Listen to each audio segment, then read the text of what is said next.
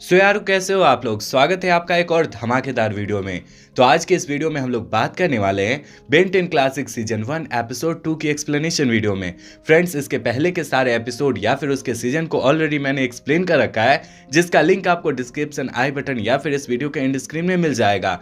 हमारी आज की कहानी ठीक वहीं से शुरू होती है जहां पर फर्स्ट सीजन के लास्ट एपिसोड की एंडिंग हुई थी। विलगैक्स को हराने के बाद ये तीनों अपने नए मिशन या फिर अपने नए जगह पर घूमने के लिए निकल पड़ते हैं। बीच रास्ते में ग्वेन और बेन मिलकर ग्रैंडपा से पूछते हैं कि आप रसमोर की पहाड़ी पर क्या करने गए थे, वहां पर कुछ अजीब चीजें हमें दिखी थी, वो चीजें वहां पर क्या थी। जिस पर ग्रैंडपा कहते हैं, बेटा मैं अपनी जवानी के दिनों में एक प्लम्बर था। प्लम्बर वैसे इंसान होते हैं जो पृथ्वी पर आने वाले सारे बुरे एलियन का खात्मा करते हैं या फिर उन्हें पकड़ते हैं। एक बार की बात थी, मैं अपने पार्टनर विल के साथ अपने ऑफिस में काम कर रहा था कि तभी हमें पता चलता है कि विलगैक्स यहाँ पर आया हुआ है और पास के सारे मिसाइल को ऑपरेट करता हुआ एक शहर को उड़ाने वाला है। जब ये बात हमें पता चलती है तब हम दोनों किसी तरह से विलगैक्स के पास पहुंचते हैं और उसे लड़ाई झगड़ा करते हुए उसे मारने की कोशिश करते हैं। काफी देर तक चले लड़ाई झगड़े के बाद बिल और मैं मिलकर एक मिसाइल से विलगैक्स को चिपका देते हैं और फिर उसके स्पेसशिप को उसी मिसाइल से उड़ा देते हैं।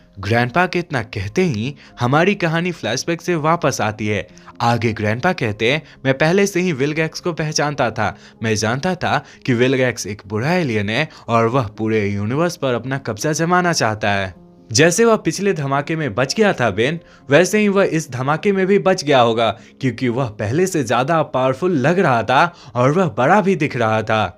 यहाँ पर इन तीनों की बातें चल ही रही होती है कि हमें बैकग्राउंड में पुलिस सायरन की आवाज सुनाई पड़ती है, जिसे सुनकर ये तीनों भी समझ आते हैं कि कहीं न कहीं आसपास में कुछ बड़ा भूचाल आने वाला है। इस चीज को देखने के बाद बेन फटाक से अपनी गाड़ी से निकलता है और खुद को एक्सेलरेट में कन्वर्ट करने की कोशिश करता हुआ पुलिस सायरन वाली गाड़ी के पीछे जाने की कोशिश करता है। जैसा आपको पता है फ्रेंड्स, ओमनीट्रिक में कुछ खराबी चल रही थी, जिसकी वजह से बेन अपने पसंदीदा एलियन फॉर्म में चेंज नहीं हो पा रहा था और इस बार भी बेन के साथ यही होता है और वह एक्सेलरेट में कन्वर्ट होने के बजाय रिप्जो में कन्वर्ट हो जाता है। बेन जैसे तैसे करके उस बिल्डिंग में पहुंचता है जहां पर सारे पुलिस वाले या फिर फायर ब्रिगेड वाले जा रहे थे। यहां पहुंचने के बाद इसे पता चलता है कि इस बिल्डिंग के अंदर एक बहुत ही अजीब तरह का दिखने वाला एलियन आया हुआ है और उसे ही पकड़ना है। इस बात को सुनने के बाद रिप्जो बना बेन इस बिल्डिंग के अंदर जाता है और इस एलियन को पकड़ने की कोशिश करता है। ये एलियन काफी फुर्तीला और चालाक होता है, जो रिप्जो को देखने के बाद इस पर पहले तो अटैक करता है और फिर इसकी नजरों से इधर उधर भागना शुरू कर देता है। रिप्जो बना बेन इस एलियन को पकड़ने की ताक में लगा हुआ होता है कि तभी पीछे से एक अजीब तरह का डिवाइस लिए हुए एक आदमी आ जाता है और इसे ही एलियन समझता हुआ इस पर अटैक कर देता है, जिस वजह से रिप्जो बने बेन की तबीयत थोड़ी खराब होने लगती है कि तभी इसे सामने एक मग दिखाई पड़ता है जिसमें पानी भरा हुआ होता है। यहाँ पर रिप्जो खुद के ऊपर में ये पानी उड़े लेता है। इसी क्रम में हम लोग इस गन या फिर इस डिवाइस वाले आदमी को देख पाते हैं जो एलियन के पास जाकर उसे पकड़ने की कोशिश करता है कि तभी ये एलियन बुकों की सेट इस पर गिराते हुए इसे जमीन से टिका देता है और यहाँ से बस भागने वाला होता है कि तभी यहाँ पर रिप्जो बना बेन आता है और एक लकड़ी के बॉक्स में इसे पैक कर देता है। यहाँ पर बेन ज्यादा कुछ कर पाता कि इससे पहले इसके ओमनीट्रिक की बैटरी खत्म हो जाती है और वह एक नॉर्मल इंसान में चेंज हो जाता है, जिसके बाद वह पीछे से निकलने की कोशिश करता है कि तभी यहाँ पर ग्वेन और ग्रैंडपा आ जाते हैं, जो बेन से उसका हाल समाचार ले रहे होते हैं कि तभी पीछे से एलियन पकड़ने वाला इंसान आ जाता है और इन तीनों से बात करना शुरू कर देता है। यहाँ पर इसकी बातों से हमें पता चलता है कि इस इंसान का नाम विल है, जो ग्रैंडपा का काफी अच्छा दोस्त है और ये दोनों अपनी जवानी के दिनों में प्लम्बरिंग का काम यानी एलियन मारने या फिर उससे पकड़ने का काम किया करते थे। आगे विल कहता है, मैं अभी भी फ्रीलांसिंग प्लम्बरिंग का बिजनेस कर रहा हूँ, क्या तुम मेरे साथ वो काम करना चाहोगे? जिस पर ग्रैंडपा नाम है जवाब देते हुए कहते हैं, मैं अभी उतना जवान नहीं रहा, मैं अपने फैमिली के साथ अभी टाइम स्पेंड करना चाहता हूँ और आगे की लाइफ बिताना चाहता हूँ। इतना कहने के बाद ग्रैंडपा बेन और ग्वेन के साथ यहाँ से जाने लगते हैं। ये तीनों अभी कुछ ही दूर आगे बढ़े होते हैं कि इनके पास विल का कॉल आता है, जिसे फॉलो करते हुए ग्रैंडपा, ग्वेन और बेन विल के पास पहुंचते हैं। यहाँ पहुंचने के बाद विल से इन्हें पता चलता है कि एक मेंशन में कुछ एलियन आए हुए हैं और यहाँ पर रखी हुई सारी चीजों में तोड़फोड़ कर रहे हैं।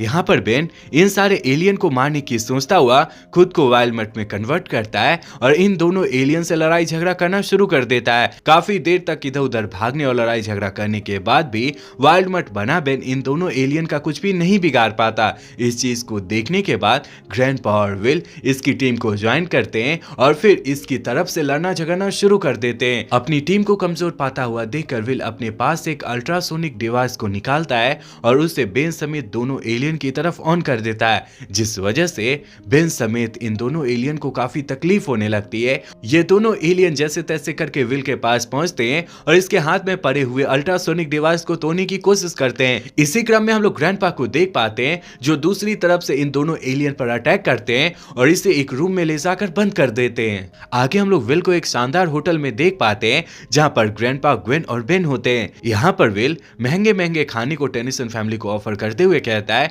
हमने बहुत अच्छा काम किया है, क्या तुम मेरे साथ मिलकर आगे प्लम्बर की जिंदगी जीना पसंद करोगे? शुरू में तो बेन विल की बातों के लिए हामी भर देता है, पर ग्रैंडपा इसकी बातों को काटते हुए ना में जवाब देते हैं, जिस पर विल इसे बार बार समझाते हुए ढेर सारे पैसे का लालच देता है और फिर इसकी टीम को ज्वाइन करने को कहता है। बार बार विल के द्वारा इसकी टीम को ज्वाइन करने वाली बात को लेकर प्रेशर बनाते देख ग्रैंडपा को इस पर शक होने लगता है और यह अकेले ही रसमोर की पहाड़ी पर पहुंचते हैं और यहाँ पर रखी हुई सारी ड्रॉवर में खोज पड़ताल करना शुरू कर देते हैं।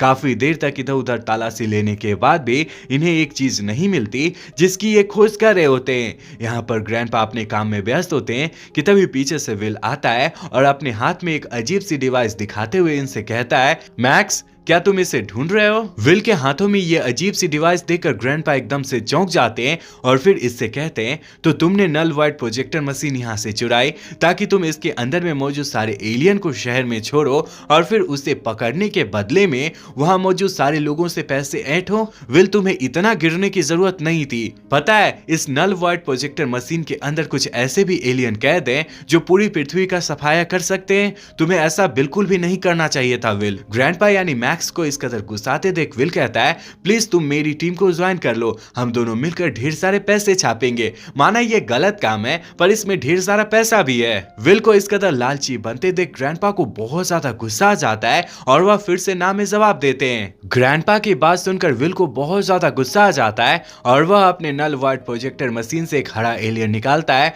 और ग्रैंडपा की तरफ छोड़ता है। इसी क्रम में हम लोग बेन और ग्वेन को देख पाते हैं जो ग्रैंडपा के काफी देर तक न आने की वजह से काफी परेशान हो रहे होते हैं और इन दोनों को कहीं ना कहीं विल पर भी शक हो रहा होता है। इसी कारण ये दोनों रसमोर की पहाड़ी पर जाने का प्लान बनाते हैं और बेन खुद को एक्सीलरेट में कन्वर्ट करता हुआ ग्वेन को लेकर रसमोर की पहाड़ी पर पहुंचता है, जहां इसकी नजर ग्रैंडपा पर पड़ती है जिसके सामने हरा एलियन अभी भी होता है। यहाँ पर एक्सीलरेट फटाक से हरे एलियन के सामने से ग्रैंडपा को हटाता है और फिर इस हरे एलियन से निपटना शुरू कर देता है। इसी मौके का फायदा उठाते हुए विल यहाँ से फरार हो जाता है। आगे हमारी नजर ग्वेन पर पड़ती है जो अभी रशमोर की पहाड़ी के अंदर जाने की ट्राई कर रही होती है कि तभी इसे सामने से विल आता हुआ दिखाई पड़ता है तो इसे यकीन हो जाता है कि सारा का सारा कड़ा धरा विल का ही होगा, इसीलिए वह विल की गाड़ी में खुद को छुपा लेती है।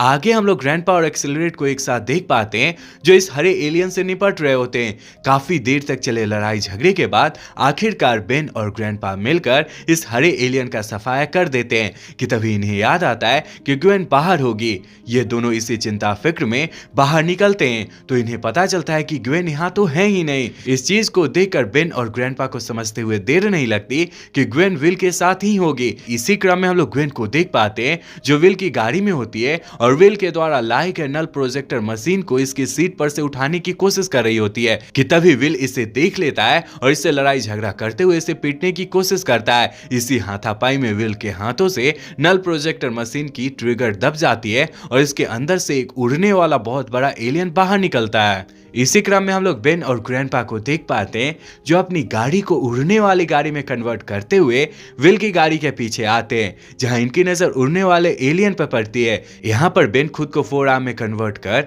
इस एलियन से निपटने की सोचता है, पर ओमनिट्रिक में हुई गड़बड़ी की वजह से यह ग्रे मैटर में चेंज हो जाता है। यहाँ पर ग्रे मैटर जैसे तैसे करके इस एलियन पर सवार होता है और इसकी वो वाली नस को खींचता है जिससे इस एलियन का पूरा शरीर कंट्रोल होता था। ग्रे मैटर के द्वारा ऐसा करने की वजह से ये एलियन पूरी तरह से पैरालाइज हो जाता है और सीधे जाकर विल की गाड़ी पर गिरता है। इसी क्रम में हम लोग विल को देख पाते हैं जो अपने हाथ में पड़े हुए नल वाइड प्रोजेक्टर मशीन को यूज करते हुए ग्रे मैटर को इस मशीन के अंदर में कैद करने की कोशिश करता है कि तभी ग्वेन ग्रे मैटर को एक मिरर दे देती है और जब विल इस पर वार करता है तो बीच में मिरर आ जाने की वजह से नल वाइड प्रोजेक्टर मशीन की तीखी किरणें विल पर ही आकर गिरती है और विल नल वाइड प्रोजेक्टर मशीन के अंदर में कैद हो जाता है। लगभग पहले जैसा सब कुछ हो जाने के बाद टेनिसन फैमिली बाकी के सारे एलियन को इसी के अंदर में डाल देते हैं और इस नल वाइड प्रोजेक्टर मशीन को रशमोर की पहाड़ी में बने हुए सीक्रेट वेयर हाउस में रख देते हैं।